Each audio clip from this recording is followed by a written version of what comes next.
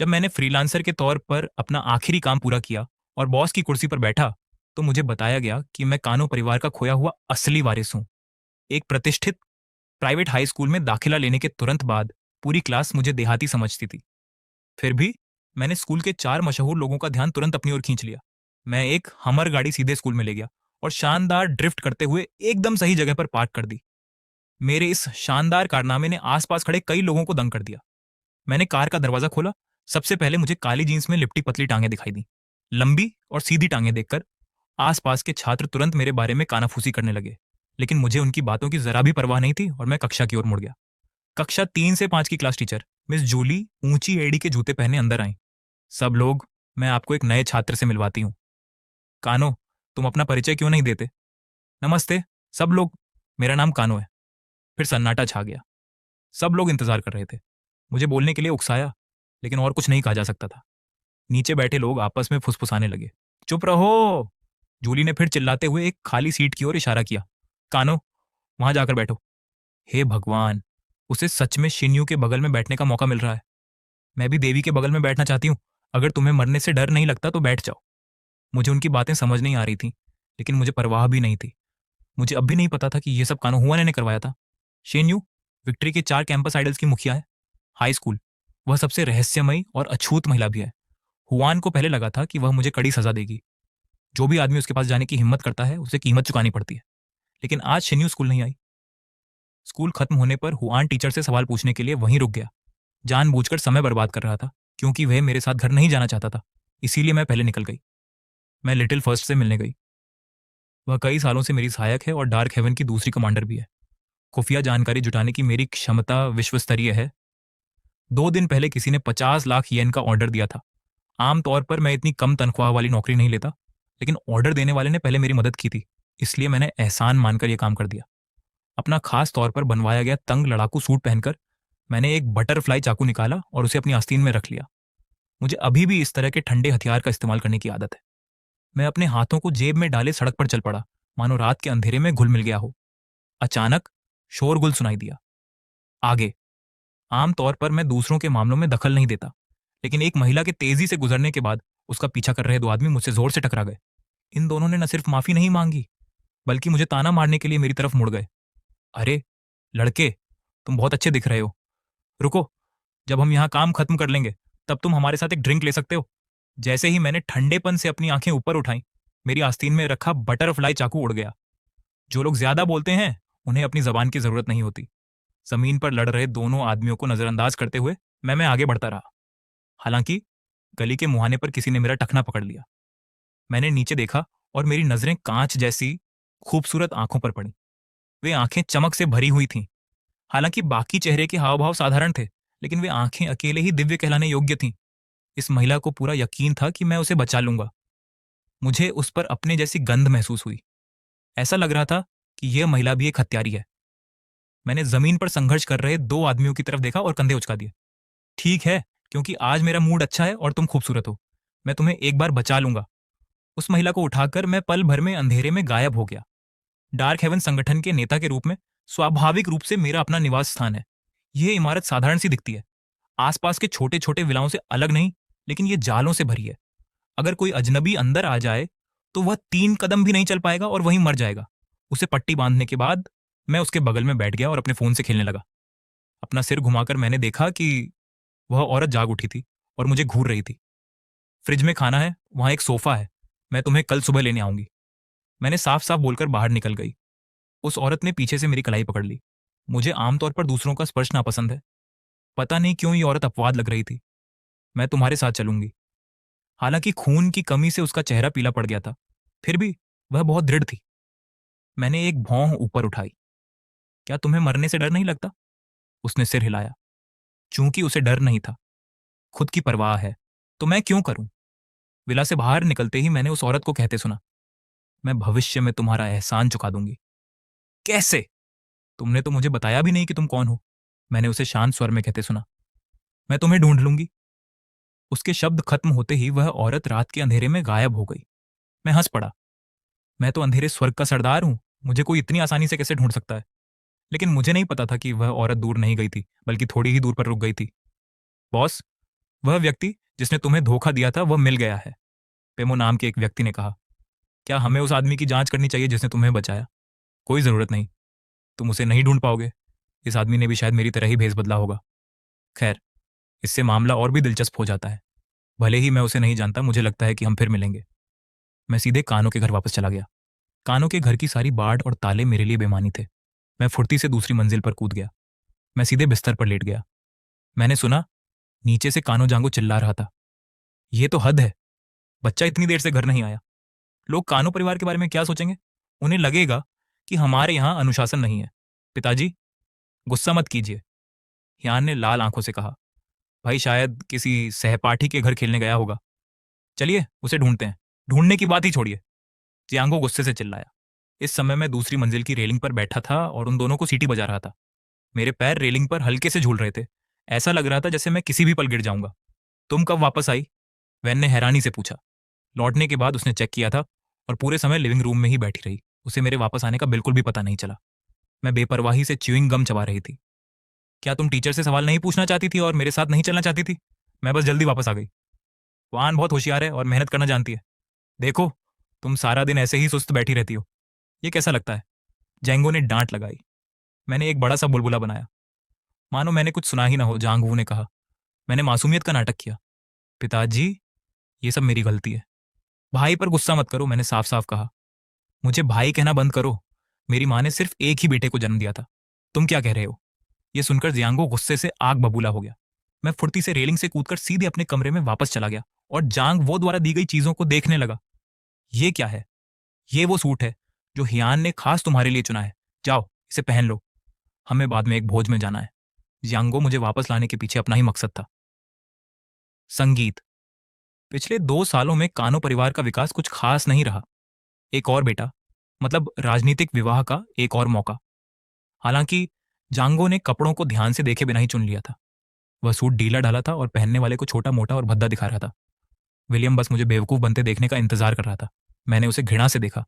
मैं इसे नहीं पहनूंगी, ये नीला रंग बहुत भद्दा है। मैं जो पहने हूं वही पहनूंगी या फिर जाऊंगी ही नहीं। मैंने आंखें घुमाई और च्युइंग गम चबाई। जो चाहो पहन लो। जांगो गुस्से से आग बबूला था। भोज में जाते समय जांगो ने अपना चेहरा एकदम सीधा रखा और कुछ नहीं बोला। लेकिन जांगो ने खास तौर पर सज धज कर कपड़े पहने थे। सूट बड़े ध्यान से चुना गया था, जिससे वह राजकुमार जैसा लग रहा था। मुझे फिर से देखो, काले रंग के तंग कपड़ों में। मैं तो नरक की किसी राक्षसी जैसी लग रही हूं। मेरी लंबी सीधी टांगें सबका ध्यान खींच रही थी। हुआन का अच्छा दोस्त उकी दौड़ता हुआ आया और मुझे तिरस्कार भरी निगाहों से ऊपर से नीचे तक देखा। अरे बाप रे हुआन, तुम ऐसे लोगों के साथ क्यों घूमते हो? हे भगवान, किसी खास मौके पर आना कैसा लगता है? इस तरह इस तरह कपड़े पहनना बहुत शर्मनाक है, उक्की ने कहा। हुआन ने समझदारी का भाव दिखाया। भाई की हालत पहले खराब थी, उन्हें अभी इसकी आदत नहीं है। ऐसी बातें मत कहो, मुझे ऐसे लोगों के साथ खड़ा रहना अच्छा नहीं लगता। उक्की हुआन को खींच कर ले गया। हुआन ऊपर से मजबूर लग रहा था, लेकिन अंदर से बहुत खुश था। भोज शुरू होने के कुछ देर बाद उक्की हुआन को लेकर चुपचाप मेरे पीछे चलने लगा। वे मुझे हॉल के बीच में बने पूल में धकेलना चाहते थे ताकि मुझे बेवकूफ लग रहा था। उकी ने मेरी पीठ की ओर हाथ बढ़ाया, लेकिन हुआन ने रयू रुका को इस तरफ आते देखा।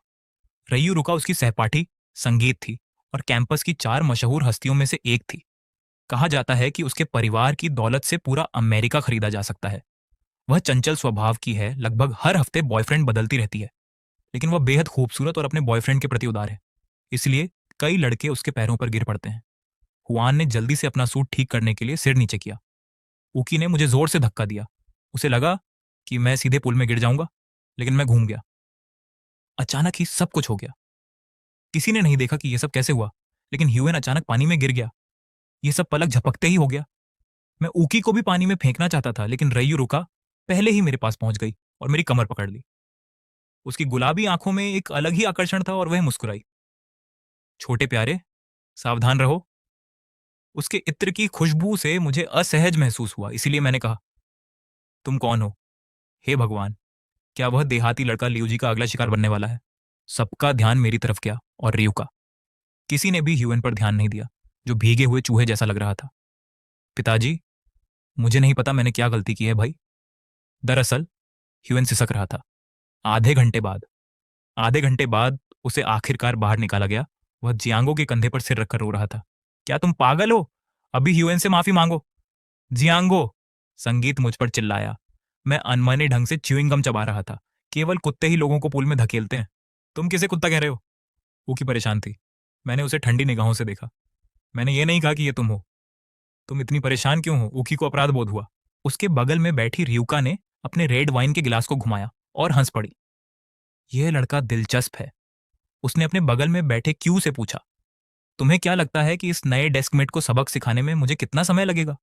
क्यू ने अपने चश्मे को ठीक किया और धीरे से कहा, शायद पूरी जिंदगी। यह सुनकर रियुका ने अपनी भौहें ऊपर उठाई। 5 मिलियन का सौदा। घर पहुंचकर जांघो ने मुझे फिर से डांटा। हू का मेकअप, जिसे उसने बड़ी सावधानी से लगाया था, उसके पूरे चेहरे पर फैल गया था, जिससे वह चालाक लग रहा था। मुझे जांघो की बात सुनने की जहमत नहीं उठानी थी, तो मैं सीधे ऊपर चली गई। देखो, तुमने हुआन को किस हालत में डाल दिया है। क्या तुम्हें जरा भी तमीज नहीं है? डियांगो ने सीढ़ियों से मुझ पर चिल्लाते हुए कहा। क्या तुम्हारे पास पैसे नहीं है? क्या तुम वाटरप्रूफ मेकअप भी नहीं खरीद सकती? मैंने बिना पीछे देखे ये बात कह दी। मैं न सिर्फ हर हुनरमंद हूं, बल्कि डार्क हेवन में मैं सबसे बेहतरीन सौदागरों में से एक हूं। यह सुनकर हुआन और जोर से रोने लगा। यांग वो उसे दिलासा देता रहा और कहा कि सज्जा के तौर पर वो मेरा भत्ता काट देगा।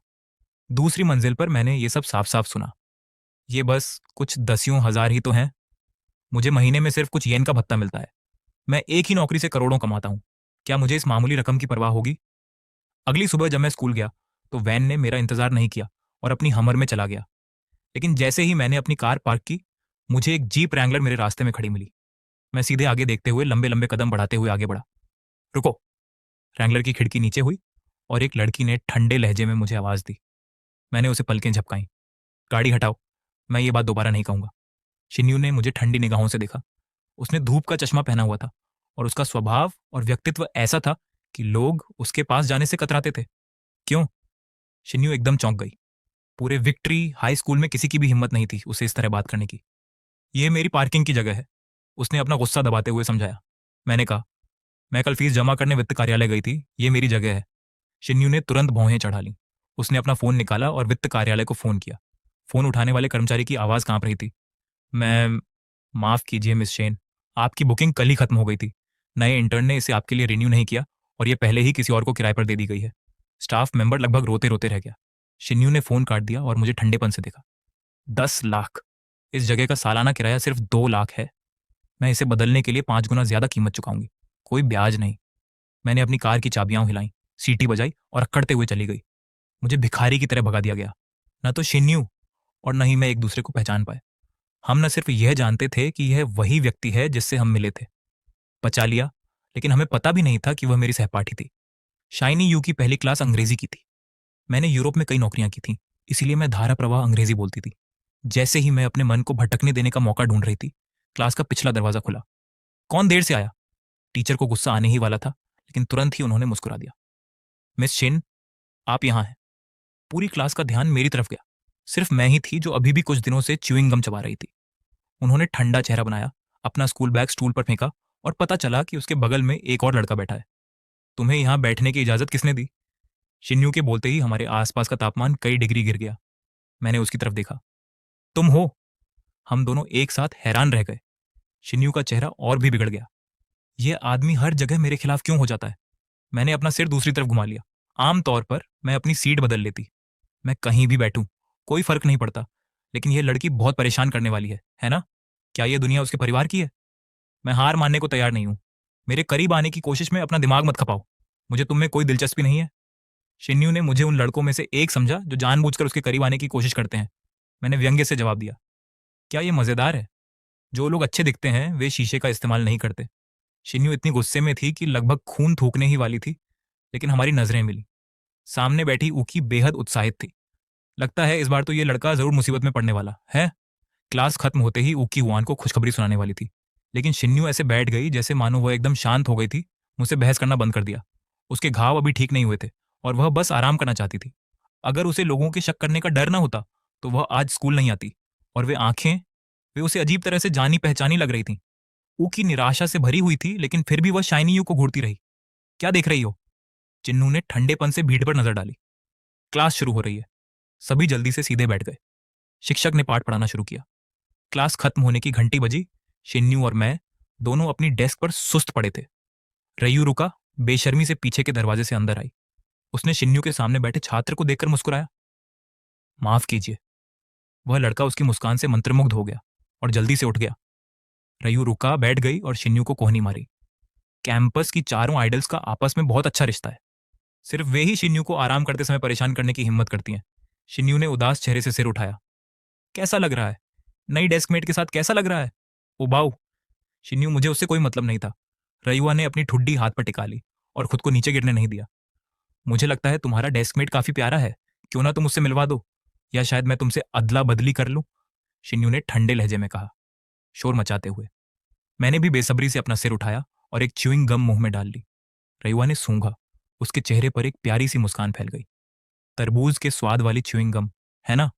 मुझे भी एक दे दो, छोटे प्यारे। मुझे कोई आपत्ति नहीं, भले ही तुमने उसे पहले ही चबा लिया हो। उसने मुझे आंख मारी। घिनौना। शिन्यू और मैंने एक साथ कहा, फिर एक दूसरे को घूरने लगे। मैं तो बस मजाक कर रही थी। भला कोई किसी और का चबाया हुआ च्युइंग गम क्यों खाएगा? रयुआ को आखिरकार एहसास हुआ कि वो इन दोनों के साथ फ्लर्ट नहीं कर सकती और उसने आह भरते हुए मन ही मन सोचा। हम दोनों ने एक दूसरे से बात नहीं की। स्कूल खत्म होते ही हम दोनों तुरंत बाहर भाग गए, मानो एक पल भी साथ रहना घुटन भरा हो। पीछे खड़े सहपाठी हमारे बारे में बातें करने लगे। वह कितना बेशर्म है ना? इतना ही काफी था क्या? उसने मैं जानबूझकर मिस शेन के बगल में बैठा था, लेकिन वो स्कूल के बाद भी उन्हें परेशान कर रहा है। बिल्कुल। क्या मेरी देवी कोई ऐसी हैं जिनसे वो बात कर सकता है? लेकिन मुझे लगता है कि वो काफी सुंदर है और साथ खड़े होने पर वे एक जोड़ी जैसे लगते हैं। तुम क्या बात कर रही हो? मैं कार में बैठा और अपना फोन खोला। लिटिल लाइन ने मुझे कई मैसेज भेजे थे। चलो विला में मिलते हैं और बात करते हैं। मैंने जल्दी से जवाब दिया और गाड़ी की स्पीड बढ़ा दी। हमर मेरी गुप्त विला की ओर तेजी से बढ़ रही थी। लिटिल लाई एक पैर दूसरे के ऊपर रखकर मेज पर बैठी कॉफी पी रही थी। ये उसकी आदत। अपने दिमाग को तेज चलाने के लिए उसे दिन में कम से कम 6 कप पीना ही पड़ता है। बॉस, आप वापस आ गए। लिटिल मेज से कूदी और मेरी बाहों में झपटने ही वाली थी। मैंने उसे एक उंगली से दूर धकेल दिया। वह खिलखिलाकर हंस पड़ी। वह हमेशा से जानती थी कि मुझे किसी का छूना पसंद नहीं है, लेकिन उसे मुझे घृणा और बेबसी से भरा देखना अच्छा लगता है। यह उस व्यक्ति द्वारा भेजी गई जानकारी है। वह बहुत ईमानदार है। बॉस, आप क्या सोचते हैं? लिटिल लाई ने मुझे पहले एक संदेश भेजा था। उसने मुझे बताया था कि फेंक के मन में एक आंतरिक संघर्ष चल रहा है। हाल ही में फेंग शू में एक उच्च पदस्थ व्यक्ति ने फेंग शू के नेता के साथ विश्वासघात किया और लगभग उनकी हत्या कर दी। अब पूरा फेंग शू उसे ढूंढ रहा है। यह व्यक्ति फेंग शू के कई रहस्य जानता है। वह अब एक आवारा कुत्ते की तरह डार्क हेवन में शरण लेने के लिए बेताब है। फेंगशु और डार्क हेवन के बीच कई वर्षों से युद्ध चल रहा है। अगर हमें उससे कुछ जानकारी मिल जाए तो डार्क हेवन के लिए यह बहुत उपयोगी होगा। उसे पकड़ो और फेंगशु वापस भेज दो। लिटिल को लगा कि उसने गलत सुना है। मेरी आवाज में कोई संदेह नहीं था। अगर वह विश्वासघात कर सकता है तो फंगू, वो हमें धोखा दे सकता है। अगर हम उसे वापस ले भी आए तो भी वो अंततः मुसीबत ही बनेगा। हमारे और फेंगशु के बीच की लड़ाई के लिए ऐसे घटिया तरीकों की जरूरत नहीं है। लिटिल लाई ने मुझे श्रद्धा से देखा। बॉस, आप सच में मेरे आदर्श हैं। लिटिल लाई ने मुझे फिर से गले लगाने की कोशिश की, लेकिन मैं हवा के झोंके की तरह झटक कर दूर हो गया। लिटिल लाई ने मेरे पीछे से कहा। उसे बुरा लगा था। बॉस, आप मुझसे इतनी नाराज क्यों हैं? मैं दिमाग साफ करने के लिए बाहर जा रही हूँ। आप ठीक से रहें और अपना काम करें। अगली बार जब मैं यूरोप जाऊंगी तो आपके लिए आपकी पसंदीदा चीज लाऊंगी। कॉफी? वाह, बेहतरीन। बॉस, सबसे बढ़िया है। मैं विला क्षेत्र के बगीचे में अकेला घूम रहा था। यहाँ इमारतें घनी नहीं हैं और बहुत कम लोग रहते हैं। इसीलिए मुझे शांति और सुकून पसंद है। इसलिए मैंने शुरुआत में अपना गुप्त ठिकाना यहीं बनाया। एक गुलाब की झाड़ी के पास से गुजरते हुए अचानक मुझे अपने पीछे हवा की सरसराहट के साथ साथ किसी और आवाज की हल्की सी गूंज सुनाई दी। मैं अचानक पीछे मुड़ा और शिन्यू को पेड़ के नीचे खड़ा देखा। ढलते सूरज की किरणें पत्तियों से छनकर आ रही थीं, जिससे ठंड में उसे थोड़ी गर्माहट मिल रही थी। इस क्षण शिन्यू और मैं दोनों भेष बदले हुए। शाइनी यू बोली, तुम हो। मैंने कहा था कि मैं तुम्हें ढूंढ लूंगी। मेरा नाम जांगशी है। ऐसे लोग बाहर कभी अपना असली नाम नहीं बताते। मैं थोड़ी देर चुप रही और फिर बोली, तुम खुश नहीं लग रही हो। शाइनी यू को समझ नहीं आ रहा था कि उसे क्या हुआ है। चाहे स्कूल हो या मिशन, वो ठंडी रहती थी और लोगों से बात करना पसंद नहीं करती थी। लेकिन यह लड़का अपवाद लग रहा था। मेरे हाथ में गुलाब का कांटा चुभ गया। मैंने झट से अपना हाथ पीछे खींच लिया और उंगली को मुंह में डालकर चूसने लगी। पता नहीं क्यों अचानक मुझे शिन्यू की याद आ गई। ये लड़की गुलाब जैसी है, सुंदर, लेकिन कांटों से भरी हुई। एक चिड़चिड़े इंसान के बारे में सोचते ही मैं उससे बात करने से खुद को रोक नहीं पाया। हम जैसे लोगों को कभी दूसरों की वजह से पीछे नहीं हटना चाहिए। शिन्यू ने कहा, अगर किसी से नफरत हो तो उसे मार डालो। उस समय उसे पता नहीं था कि मैं जिसके बारे में शिकायत कर रहा था, असल में वो खुद थी। उसने उस गुलाब को तोड़ा जिससे मुझे चुभन हुई थी, और फिर जल्दी से उसके कांटे निकाल दिए। मैंने उसे फूल देते हुए देखा, लेकिन मैं जल्दी से वहां से हट गया। वापस मैंने शिनू की आंखों में देखा। लेकिन मैं अब भी नहीं चाहती कि तुम भविष्य में मेरा पीछा करना जारी रखो, वरना। मैंने बोलना समाप्त किया, धीरे से अपनी कलाई झटकाई और कुछ इतनी तेजी से गुजरा कि लोग प्रतिक्रिया नहीं कर पाए। एक फ्लोरोसेंट लाइट उस गुलाब के केंद्र पर पड़ी। खिली हुई पंखुड़ियां पल भर में उड़ गईं और जमीन पर सिर्फ एक बटन गिरा। मैं मुड़ी और चली गई। शिनू ने बटन उठाया और उसे अपनी हथेली में पकड़ लिया। अचानक उसका फोन बज उठा। यह चियांग मो का संदेश था। बॉस, डार्क हेवन ने उस गद्दार को वापस भेज दिया। शाइनी यूज की आंखें पल भर में ठंडी पड़ गईं। मैं अभी वापस आती हूं। मैं सीधे कानों के घर वापस चली गई। पिछली बार जांग वो ने मुझे देर से लौटने पर डांटा था। इस बार मैं हुएन से पहले वापस आ गई और फिर भी मुझे डांट पड़ी। हुएन को देखो, पढ़ाई के अलावा वह कई गतिविधियों में भाग लेता है। मुझे नहीं पता कि वह कितने पुरस्कार लेकर आया है। आज नए छात्रों के स्वागत समारोह के आयोजन के लिए वह अभी तक वापस नहीं आया है। तुम्हें देखो, मैंने कहा। मैं वैसे भी उनका स्वागत नहीं करती, ठंडे स्वर में। तुम क्या बात कर रहे हो? जियांगो ने हाथ बढ़ाकर मुझे पकड़ लिया। जैसे ही मैं सीढ़ियों पर चढ़ने वाला था, मुझे सहज रूप से विरोध करने का मन हुआ। अगर मैंने कंधे उचका दिए होते तो जियांगो का हाथ पलक झपकते ही बेकार हो सकता था। लेकिन मैंने खुद को रोक लिया। मैं अपनी पहचान उजागर नहीं करना चाहता था। लेकिन जब मैंने पीछे मुड़कर देखा तो मेरी आंखों में जो ठंडी नजर थी, उसने जांग वो को डरा दिया, जिससे वह शर्मिंदगी से खांसने लगा ताकि कांपने की असहजता से राहत पा सके। ली, परिवार की मिस ली भी पढ़ाई करने गई थी इस साल विक्ट्री में। हालांकि वह हाई स्कूल के पहले साल में है, लेकिन उसकी उम्र तुम्हारी ही है। ली परिवार ने मिस ली की तुमसे राजनीतिक शादी करवाने में दिलचस्पी दिखाई है। अगर तुमने यह सब गड़बड़ किया तो तुम्हें अच्छा प्रदर्शन करना होगा। देखो मैं तुम्हारे साथ क्या करता हूं। इतना कहकर जियांगो ने मुझे फिर से ऊपर से नीचे तक देखा। तुम्हें देखो, तुम्हारे शरीर में कहीं भी एक नौजवान की झलक नहीं है। तुम्हारे जैसे बेटे को पालना वाकई शर्मनाक है। तो फिर अपने अच्छे बेटे हुए यान को शादी के लिए भेज दो, मैंने बेपरवाही से कहा। जियांग वो वह गुस्से से आग बबूला हो गया। उसने मुझे थप्पड़ मारने के लिए हाथ उठाया। मैंने तेजी से ऊपर देखा। मेरी आंखें तलवार की तरह तेज थीं। उसी क्षण वायन अंदर आया। वह दौड़कर मेरे पास आया। उसके आंसुओं के निशान अभी भी गीले थे। अब पिताजी से बहस मत करो। पिताजी की तबीयत ठीक नहीं है। वैसे भी चाहे कुछ भी हो जाए, वही तुम्हारे असली पिता हैं। उसके बीच में आने से टैंगो का थप्पड़ मुझे नहीं लगा।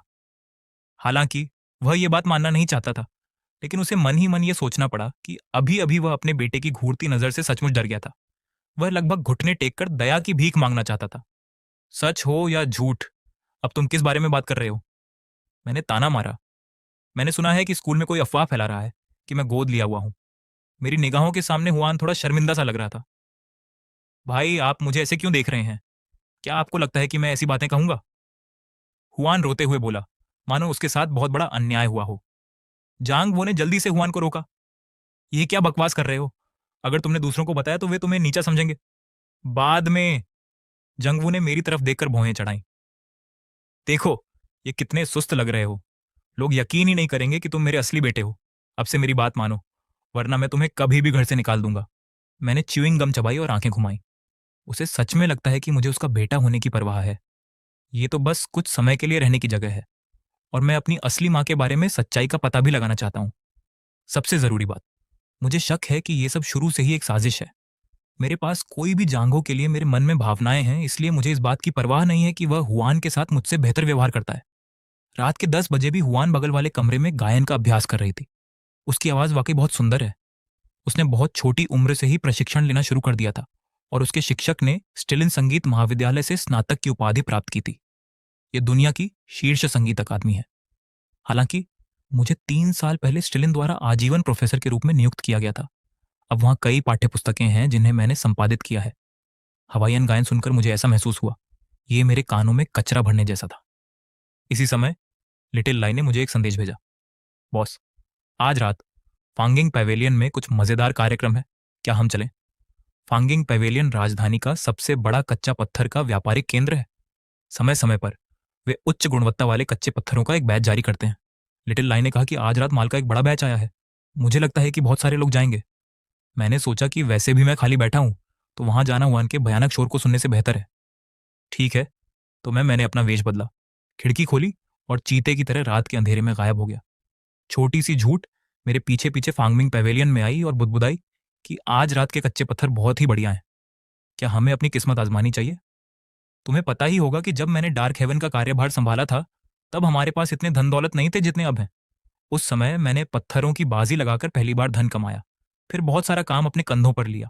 साथ ही अपनी उन्नत वित्तीय निवेश क्षमताओं का इस्तेमाल करते हुए डार्क हेवन को आराम से जीवन जीने का मौका दिया। लिटिल लाई के डार्क हेवन में शामिल होने से पहले वह ठीक से खाना भी नहीं खा पाती थी। इसीलिए वह मुझे ऐसे देखती है मानो मैं किसी देवता से भी बड़ा हूं। मैंने कहा, अगर सामान अच्छा है तो हम कोशिश कर सकते हैं। उसी समय मैंने लापरवाही से एक पत्थर उठा लिया। प्रवेश द्वार पर रखे ये छोटे कच्चे पत्थर औसत दर्जे के थे और कीमत भी ज्यादा नहीं थी। जैसे ही मैंने उसे 2 बार दबाया, कोई मेरे पास आया। क्या तुम्हें यह पत्थर पसंद है? क्या मैं इसे तुम्हारे लिए खरीद लूं? उस व्यक्ति की आवाज किसी चिपचिपे सांप की तरह थी, जिससे मुझे मतली होने लगी। मैंने थोड़ा सा माथा सिकोड़ा। मेरे पीछे खड़ी छोटी ली ने अपने कीबोर्ड पर टैप करके मुझे याद दिलाया कि यह वोंग जाओ शियाओ है। वोंग परिवार कानो परिवार से कहीं अधिक धनी है। लेकिन वोंग जाओ वास्तव में कुछ खास नहीं है, क्योंकि वह बहुत मोटी है। उसकी आंखें 2 पतली लकीरों में ढंसी हुई हैं। उसका चेहरा मुहासों से भरा है और उसकी बुद्धि भी कम है। हालांकि हम दोनों एक ही उम्र के हैं, फिर भी वह प्राथमिक विद्यालय की पहली कक्षा में ही पढ़ती है। इसके अलावा सप्ताह के दिनों में वह केवल वेश्यालयों में जाती है और अमीर आदमियों के पीछे भागती है। अपने वास्तविक जीवन की उपेक्षा करती है। जिम्मेदारियों के बारे में सोचते हुए मैंने ऐसा दिखाया जैसे मैंने उसकी बात सुनी ही ना हो, और ड्यूटी पर मौजूद कर्मचारी के सामने अपने हाथ में पकड़ा पत्थर रख दिया और बस एक शब्द बोला, पॉलिश करो। कर्मचारी को लगा कि उसने गलत सुना है। पत्थर बाहर से साधारण दिख रहा था और उसमें कुछ होने की संभावना भी नहीं थी। फिर भी मैं उसे पॉलिश करवाना चाहता था। क्या मैं मुसीबत मोल ले रहा था? लेकिन मैंने पहले ही शुल्क चुका दिया था, इसलिए कर्मचारी के पास मेरे निर्देशों का पालन करने के अलावा कोई विकल्प नहीं था। अप्रत्याशित रूप से ग्राइंडिंग व्हील के कुछ ही चक्करों के बाद कर्मचारी चौंक गया। ये जेड पत्थरों से भरा हुआ था। मैंने इस पत्थर पर केवल 1 लाख येन खर्च किए थे, लेकिन इसके अंदर का जेड पत्थर कम से कम 20 लाख येन का था। ये देखकर वोंग शियाओ जियाओ की आंखें चमक उठी। उसे उम्मीद नहीं थी कि मैं न केवल सुंदर हूं, बल्कि पत्थरों को पहचानने में इतना माहिर भी हूं। क्योंकि वह हमेशा आलसी रहती थी और काम में लापरवाही करती थी, इसीलिए उसके पिता ने उसे कई बार डांटा था। अगर वह आज रात कुछ पैसे कमा ले तो उसके पिता उसे डांटना बंद कर देंगे। वोंग शियाओ जियाओ उसकी छोटी छोटी आंखें इधर उधर घूम रही थीं। वह मेरे आसपास घूम रही थी और मुझसे पूछ रही थी कि क्या मैं अंदर जाकर देखना चाहता हूं कि आज रात मुझे कौन से पत्थर पसंद आते हैं। वह उन्हें खरीद लेगी। मैंने बस उसकी तरफ एक नजर डाली और अंदर चलने लगा। उसने अपने बगल वाले व्यक्ति से फुसफुसाकर कहा, नशीला पानी का एक गिलास तैयार करो। उसकी योजना थी कि वह मेरा इस्तेमाल करके कुछ पैसे कमाएगी और फिर मुझे नशीला पदार्थ देकर मेरे पैसे और मेरी जान दोनों हड़प लेगी। उसे पता नहीं था कि मेरी सुनने की शक्ति असाधारण है और मैंने हर शब्द साफ साफ सुना। जाओ जाओ, एक पिल्ले की तरह मेरे पीछे पीछे घूम रही थी। मैं जिस भी पत्थर को कुछ सेकंड के लिए देखता, वह उसे पकड़ लेती। थोड़ी देर के लिए तो उसे कुछ खरीदने का मन हुआ, लेकिन अंदर रखे कच्चे पत्थर प्रवेश द्वार पर रखे पत्थरों से कहीं ज्यादा महंगे थे। देखते ही देखते उसने 60 लाख येन खर्च कर दिए और नतीजा ये हुआ कि उसे 20 लाख येन से भी कम कीमत की चीजें मिली। तुम्हारा क्या मतलब है?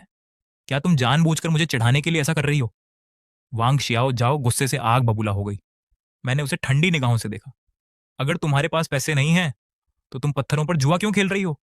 वांग शियाओ जाओ ने अपनी नाक की ओर इशारा करते हुए बढ़ा चढ़ाकर कहा। अजीब बात है, मैं वांग परिवार की मिस वांग हूं। मेरे पास पैसे कैसे नहीं हो सकते? मुझे दोबारा जाते देख जियाओ शियाओ जल्दी से मेरे पीछे आई।